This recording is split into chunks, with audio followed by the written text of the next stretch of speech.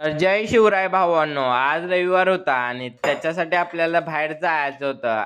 आज मग सकाळी लवकर म्हटलं नाश्ता केल्याशिवाय बाहेर पडायचं नाही. मीनं सकाळी असं आम्हाला गरा करून दिला. काम करायचं असलं तरी पोटाला खायला लागतं या.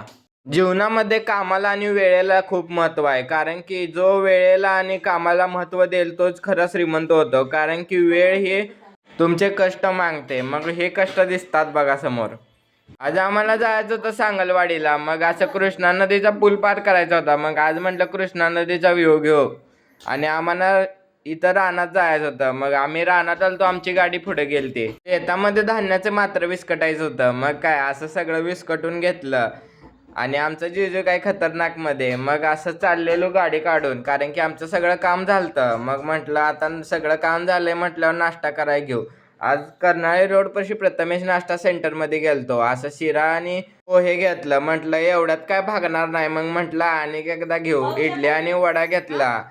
घरी आल्यावर हे काय जिजूने पक्ष आणलेलं हे काय कमेंट करून नक्की सांगा. घरातली जबाबदारी माणसाची सर्वात मोठी जबाबदारी असते. सण असल्यामुळं आज बाजारात जास्त गर्दी झालती. तर तुम्हाला माझ्याकडून मकर संक्रांतीच्या हार्दिक शुभेच्छा. व्हिडिओ कसा आहे कमेंट करून नक्की सांगा.